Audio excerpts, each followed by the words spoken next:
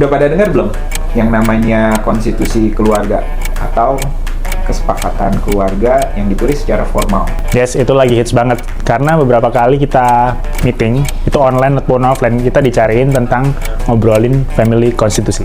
Sebenarnya apa sih konstitusi keluarga atau kesepakatan keluarga itu? Mari kita bedah di dalam podcast ini.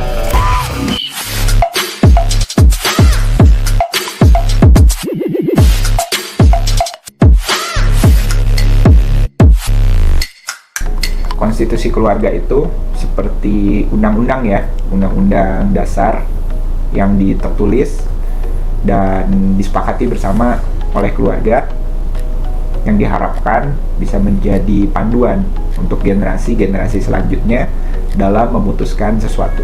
Dan proses waktu bikinnya itu memang cukup panjang karena ngelibatin semua member keluarga yang terlibat di family business tersebut. Sama seperti undang-undang dasar yang lain, konstitusi keluarga juga terdiri dari beberapa bab. Yang pada dasarnya menyepakatin 3 hal, yaitu kesepakatan tentang keluarga, kesepakatan tentang bisnis, dan kesepakatan tentang kepemilikan dari sebuah family business tersebut. Di dalam sebuah konstitusi keluarga, bab 1 atau seringkali disebut sebagai bab paling dasar, selalu menceritakan tentang sejarah dan nilai-nilai keluarga yang dimiliki oleh keluarga pemilik perusahaan itu. Dan di bab 1 itu kita gali dari masing-masing anggota keluarga, terutama dari founder dulu, bagaimana kisah dari keluarga ini bisa terbentuk. Karena pada dasarnya cerita-cerita itulah yang akan menjadi nilai-nilai untuk generasi penerusnya di dalam keluarga tersebut. Mengapa ini menjadi penting? Karena pada dasarnya perusahaan ini didirikan berdasarkan sejarah dari generasi sebelumnya atau generasi-generasi pendiri. Yang sebenarnya banyak sekali pengetahuan-pengetahuan, dasar-dasar, dan acuan-acuan bagaimana perusahaan ini bisa berdiri dan bisa dijalankan dan mencapai masa depannya. Dan cerita-cerita tersebut atau sejarah tersebut kebanyakan hanya dalam tanda kutip di kepala dari sang pendiri, maka kita akan dokumentasikan di dalam bab awal ini. Jangan lupa ya, kita sebagai generasi penerus sebuah perusahaan keluarga, baik kita maupun generasi-generasi selanjutnya, tugasnya itu 2, mempertahankan keharmonisan keluarga, ini mesti ya, nggak boleh dikorbanin. Dan yang kedua adalah mengembangkan perusahaan. Karena sebenarnya kalau tanpa perusahaan, keluarganya juga terancam sih kayaknya ya. Nah, bab 1 di dalam konstitusi keluarga, ini menceritakan bagaimana keluarga kita mempertahankan atau menjaga keharmonisan ini. Karena pada prinsipnya ya, keluarga yang memiliki perusahaan, memiliki bisnis, orang tua kita yang pekerja keras, yang memulai sesuatu dan ngotot gitu, akan berbeda dengan keluarga yang tidak memiliki bisnis. Cara mengembangkan keluarganya, menjaga keharmonisan keluarganya itu beda banget gitu antara 2 tipe keluarga ini. Nah, kita sebagai pemilik perusahaan keluarga mewawancara para pemilik perusahaan keluarga ini untuk menggali kembali bagaimana keluarga ini kemudian mempertahankan keharmonisannya. Kita jadiin contoh aja ya. Yep. Tapi ini kisah nyata Pak ya? Kisah nyata dong, harus nyata ya. Ini tugas kita yang kita kerjakan sehari-hari sebagai konsultan. Seperti kita sudah cerita di awal ya, bahwa kita ini juga generasi penerus. Saya generasi ketiga, saya kedua, dan Pak Rio ini generasi kedua. Pernah nggak Pak Rio kita kembali ke masa-masa ketika papahnya Pak Rio itu pertama kali memperkenalkan apa yang dikerjakannya, apa bisnisnya, apa perusahaan keluarganya, ingat nggak? Waktu kuliah, si papa ini, pinter Pak. Dia mau ngenalin saya dengan cara, saya kan suka motor tuh waktu itu Pak, suka motor. Terus si papa ini tahu kalau saya waktu itu lagi lihat pameran motor, ada motor Vespa, dan Vespa waktu itu kayak yang baru pertama kali berubah ke Matic gitu loh Pak. Nah saya pengen, terus si papa itu tahu, tapi si papa ini orangnya bukan yang orang yang apa tuh Pak, kayak anaknya pengen langsung dibeliin gitu loh. Dia tuh suka nge-trigger atau nggak tahu yang mencobai anaknya gitu ya. Jadi dia, kamu kalau mau motor ini ya, papa beliin, tapi sorry nggak bisa cash gitu. Walaupun waktu itu ada duitnya, papa kasih DP-nya, papa dibayarin, tapi kamu harus nyicil. Dan nyicilnya caranya gimana?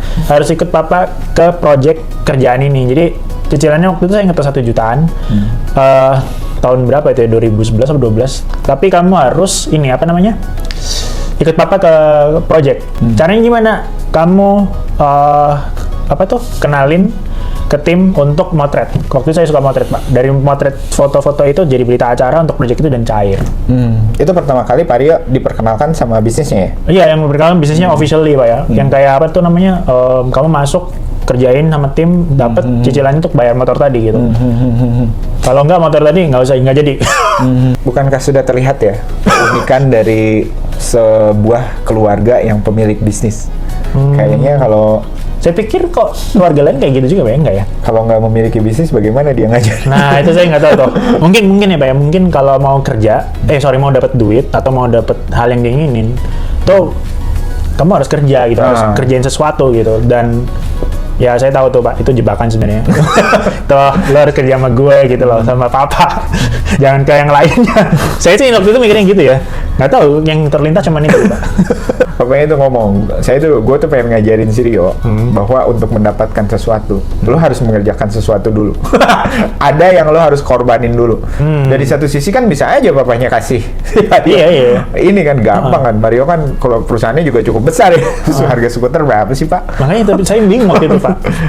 Karena wawancara Pak Teddy jadi mikir juga saya. Untuk mendapatkan sesuatu di keluarganya Pak Rio, tentu di keluarga lain berbeda ya caranya. Tapi untuk di keluarga Pak Rio, untuk mendapatkan sesuatu, lo harus mengerjakan sesuatu dulu. Nah, Pak Rio ingat nggak?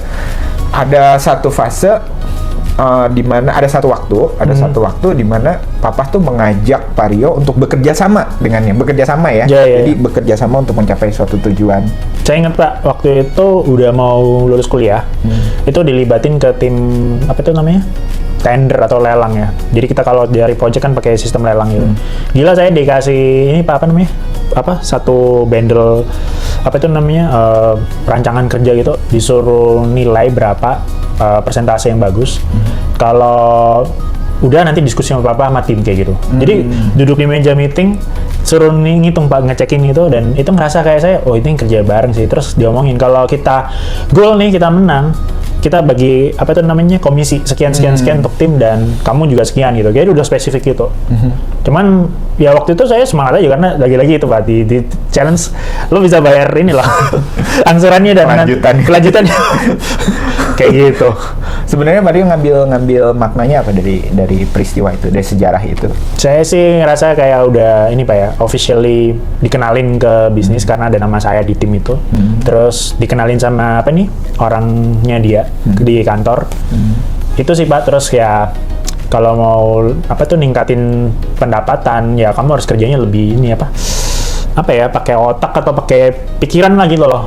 Pakai sistem, jadi ada ini prosesnya kayak gini terus baru project itu cair kayak gitu. Bagaimana Pak Rio melihat kerja sama timnya? Karena saya lebih tertarik waktu Papa itu dudukin Pak Rio bersama tim ya sebenarnya. Itu menurut Pak Rio bagaimana? Si Papa ini sih Pak dampingin dulu, terus nggak tahu gimana ya, terus dia tinggalin saya tuh di ruang meeting sama tim itu dulu. Nanti dia balik lagi tuh ngecek ini udah bener nggak nih kayak gitu. Kalau belum, coba nih diajarin si Rio ini kayak gitu. Terus endingnya itu saya kayak Pak dikasih masukan kayak gini loh yang benar kayak gitu. Papa pengen menunjukkan bahwa untuk mendapatkan sesuatu, lo harus ngerjain sesuatu. Betul. Dan lo akan mendapatkan sesuatu ini lebih besar jika lo kerjakan di dalam sebuah tim. Betul. Iya juga ya, baru sadar. Ini gampang soalnya saya udah tahu jawabannya dari papanya sih.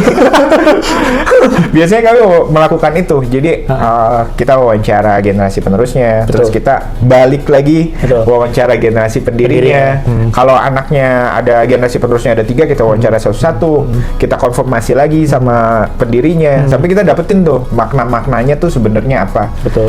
Kemudian jika kita sudah mendapatkan maknanya itu, barulah kemudian kita tuliskan makna-makna ini dari mana sih. Kita ceritain semua. Betul.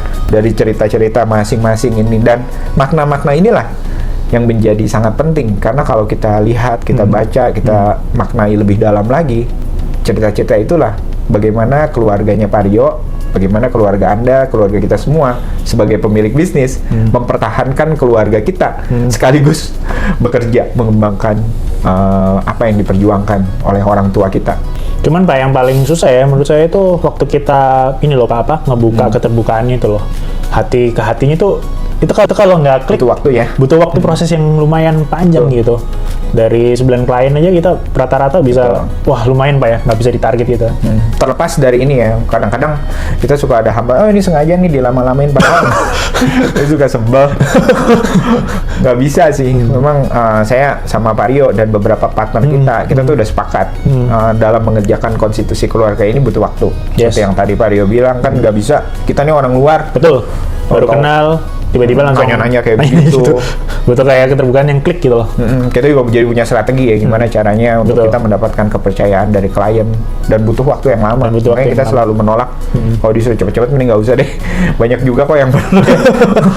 Dan yang paling ini loh Pak, yang paling juga challenge ya Pak ya, waktu kita kerjain tuh yang ini loh, waktu ngadepin generasi pendiri sama generasi penerus tuh ceritanya bisa sama bisa beda, tapi kita nemuin Kita benang harus merahnya cari itu. cocok. Betul. Mencari benang merahnya. Benang merahnya itu loh. Butuh keterampilan ya. Betul. Butuh keterampilan yang kita latih terus di Betul.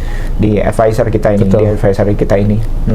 Jadi bab 1 adalah tentang bagaimana Keluarga ini mempertahankan keharmonisannya, karena nanti ke hasilnya itu akan dipergunakan untuk chapter-chapter selanjutnya. Jangan pernah lupa ya bahwa tugas kita adalah mempertahankan keharmonisan keluarga sekaligus keberlanjutan bisnis. keberlanjutan bisnis. Ini dua hal yang harus kita perhatikan. Kalau kita ngorbanin salah satu, bukan family business namanya. Yes. Relasi Prestasi.